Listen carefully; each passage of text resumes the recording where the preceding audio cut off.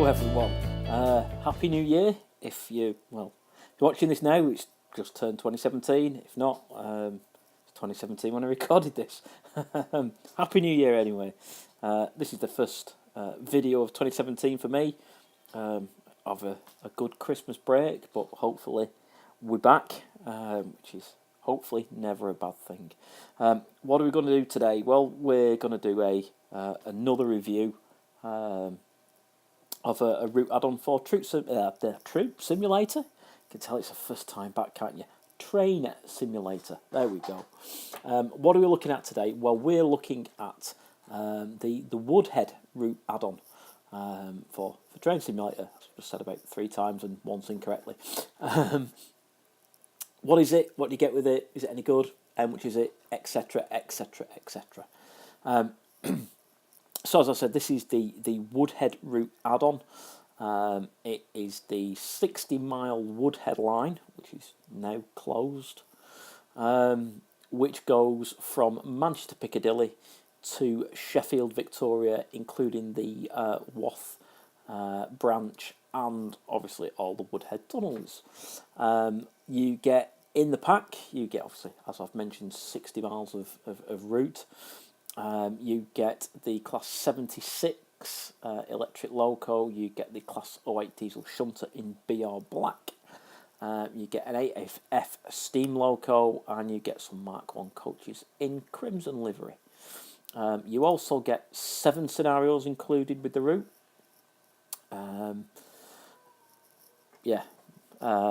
7 scenarios, not a lot more I can say about than that. And you get 4 free roam as well. I think probably a good thing to talk about is the scenarios. So as you can see here at Manchester Piccadilly, a ridiculously busy station.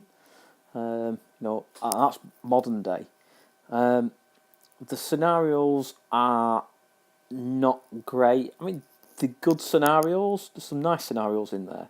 But if you look around here, it might look like Manchester Piccadilly, but it's definitely not as busy as Manchester Piccadilly. You look at the amount of track work that's about, let's give it a plus side. Plus side, I've never seen an add-on that's got this amount of track. There's so many sidings and stations and things to do. If you're a scenario creator, this thing is immense, the amount of track work that you could actually cover in this route. That 60 miles doesn't do it justice, the amount you've got. The other side of it is, look at this, it's dead as a dodo, and I've talked about this, this is a very, very early add-on. And you can tell by the type of scenario that you get. If you look, there's nothing.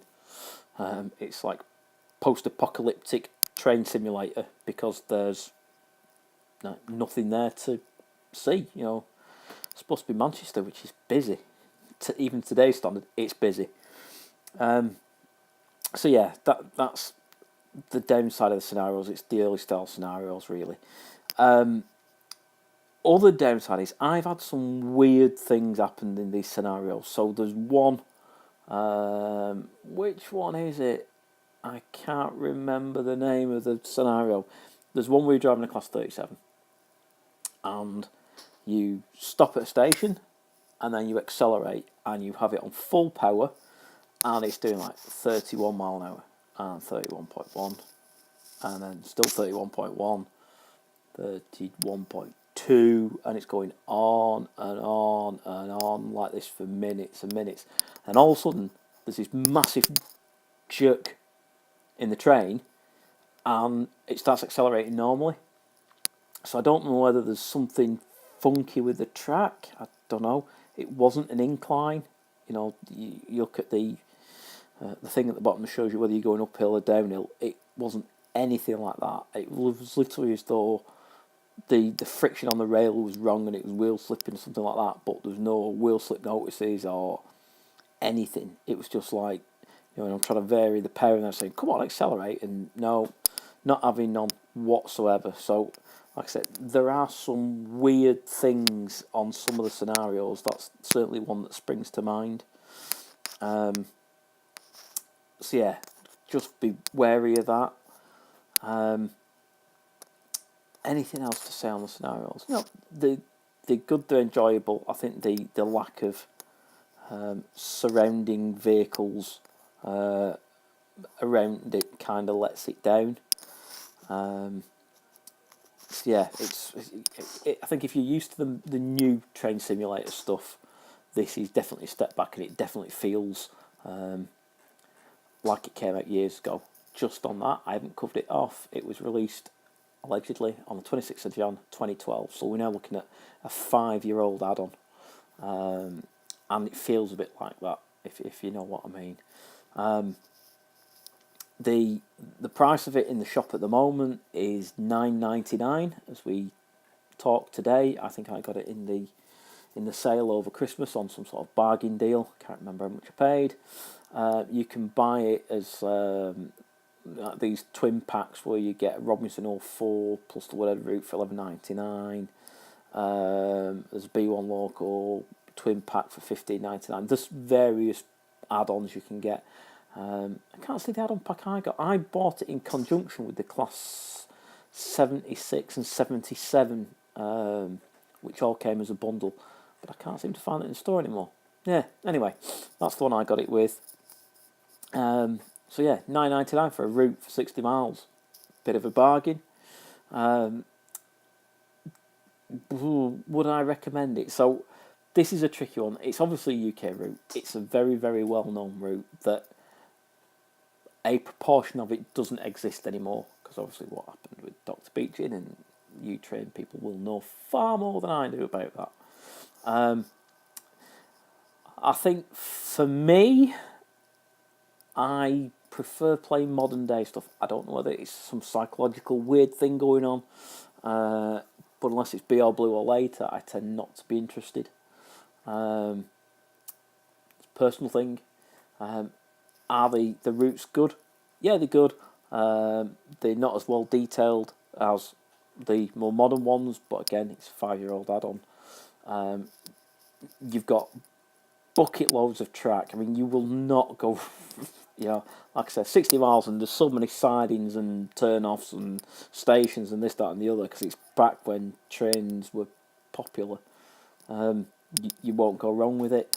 It's not for me though, but I think anybody who's into just British rail stuff, you might find it. You'll probably really, really enjoy it. Like I said, the scenarios are a bit wooden, that's the right word, lacking in feel, but I'm sure that there's add-ons out there that you could get that will kind of add a lot more spark to this as a route. I haven't found any, but I know there's websites out there that people create them and add them and do all that kind of good stuff. So yeah, I'm sure they're out there.